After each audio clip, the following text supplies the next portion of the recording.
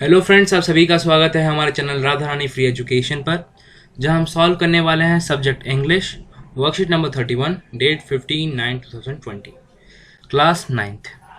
तो ये worksheet English की है और इसमें एक बहुत ब्यूटीफुल पोएम दी गई है जिसे हमें पढ़ना है और फिर अनसीन पोएम को जो है हमें सॉल्व करना है। सो बहुत इंटरेस्टिंग पोएम है, हम लाइन बाय लाइन पढ़ेंगे। सबसे पहले, So wind comes softly, don't break the shutter of the windows, don't scatter the papers, don't throw down the books on the shelf.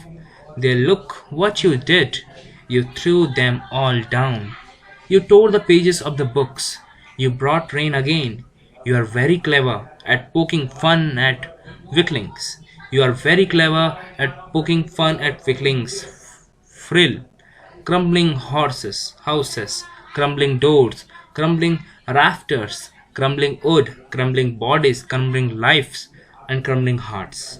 The wind god winnows and crushes them all. We won't do what you tell him. So come, let's build strong homes. Let's join the doors firmly. Practice to firm the body. Make the heart steadfast. Do this, and the wind will be friends with us. The wind blows out wreck fires. He makes strong fires roars. He makes strong fires roars and flourish. His friendship is good. We praise him every day. So by Subramanya Bhatia Bharti.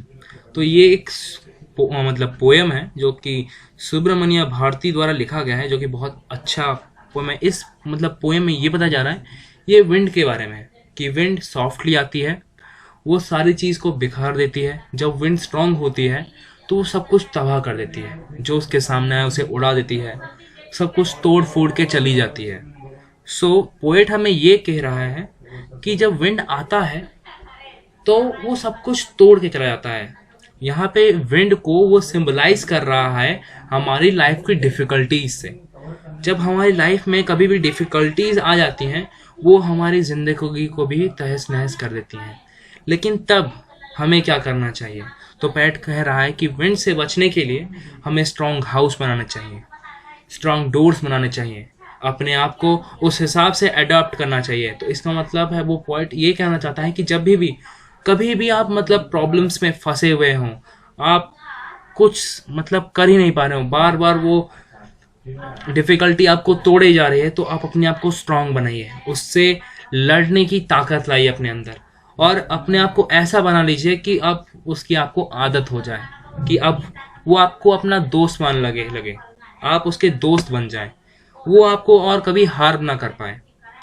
सो ये mainly poet का view था कि उसने wind के द्वारा इंसानों को ये समझाने की कोशिश की है कि हमें डिफिकल्टी से डरना नहीं चाहिए, डिफिकल्टीज को हमें कैसे पार करना चाहिए, हमें इसके बारे में सोचना चाहिए। प्रॉब्लम्स हमें कितना भी तोड़ दें, हमें कितना भी झुका दें, लेकिन अगर हम चाहें तो हम सब कुछ कर सकते हैं। सो अब बेसिकली हम इसके बाद इसके MCQ करने वाले हैं, जो कि बहुत ईजी हैं। So on the basis of reading poem answer the following question. So who is the poet of the given poem? तो आपको मैंने ये पहले ही बता दिया था कि ये सुब्रमण्य भारती द्वारा लिखा गया है। तो answer 3 is the right answer. Subramanya Bharati ji द्वारा ये पोएम लिखी गई है, विंड। ओके, देन लिखा the dash scattered the papers and threw down the books on the shelf. कौन चीज़ों पेपर्स को इधर उधर बिखार देता है और बुक्स को सेल्फ में से मतलब नीचे गिरा देता है? तो यहाँ पे मेनली ऑप्शन देख सकते हैं आप, रेन, ब्रीज, थीफ, विंड। तो बेसिकली इस पोएम में विंड की बात हुई है, तो हमें विंड के ऊपर ही क्लिक करना है, क्योंकि पोएट ने इस में विंड की ही बात की है। विंड सब चीज खराब कर देती है। The wind will be dash with us if people do what the poet says. Wind जो कि मतलब एक डिफिकल्टी से है, वो क्या बन जाएगी अगर जो हम करें जो पोएट ने हमें करने के लिए कहा है। तो विंड हमारी दोस्त बन जाएगी अगर हम वैसा करें जैसा पोएट ने हमसे कहा है। पोएट ने हमें क्या कहा है करने के लिए? पोएट ने कहा है अपने घर को स्ट्रांग बनाना है, अपने डोर्स को स्ट्रांग बनाना है, अपने आप को स्ट्रांग बनाना है, ताकि कोई भी हमें हिला ना सके। इस तरह जीवन में भी हमें ऐसा ही बनना है। हम जीवन में ऐसा बनना चाहिए कि कोई भी कितनी भी बड़ी परेशानी आ जाए हमें हिला ना पाए, अपने आप को हमें इतना मजबूत करना चाहिए।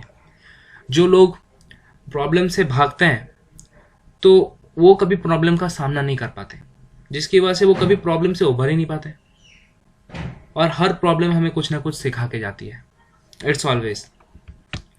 तो the third the D part, what does the wind god do weaklings, तो ही second part, crush them all, वो सब चीजों को क्रश कर देते हैं।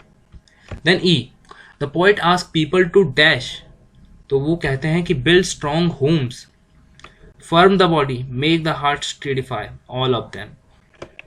पोएट ये सब करने के लिए कहते हैं।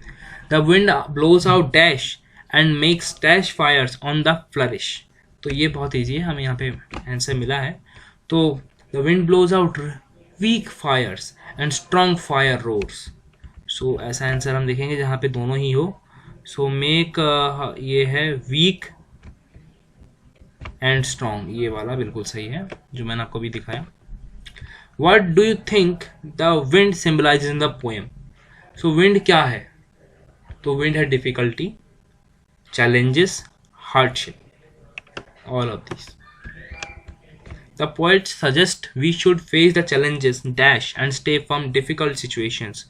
We should, हमें bravely, मतलब ताकतवर इंसान की तरह हर मुश्किल का सामना करते रहना चाहिए, क्योंकि मुश्किलें ही हमें आगे बढ़ने का रास्ता दिखाती हैं और हमें और अंदर से और मजबूत करती हैं। Which word of this synonyms of unwavering, तो इसका है स्टडी फास्ट।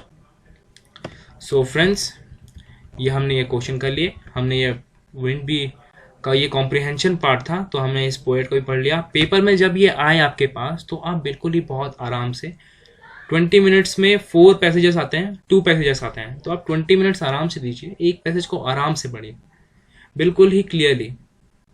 और पोएम ज़्यादा ही डिफिकल्ट नहीं होते हैं, लेकिन हमें क्या करता है, हमें वर्ड समझ में नहीं आते, तो उसे दोबारा पढ़िए और एक बार ऐसा पढ़िए कि वो आपको आना चाहिए समझ के। ऐसा नहीं कि एक बार पढ़ लिया फिर जल्दीबाजी में आंसर ढूंढ रहे हैं, ऐसा बिल्कुल नहीं। आराम से पढ़िए, 20 मिनट टाइम दीजिए उसे पूरा, क्योंकि वो आपका नंबर बढ़ा सकता है। इट्स 10 मार्क्स का क्वेश्चन आता है ये, और ये बहुत ही आसान होता है अगर आप इसमें ठीक तरह से करें। So thank you friends for watching the video. अगर आप हमारे चैनल में नए हैं तो वीडियो को लाइक कर दीजिए, चैनल को सब्सक्राइब कर दीजिए, और अगर आपने पहले से कर रखा है thank you for that. So thank you for watching.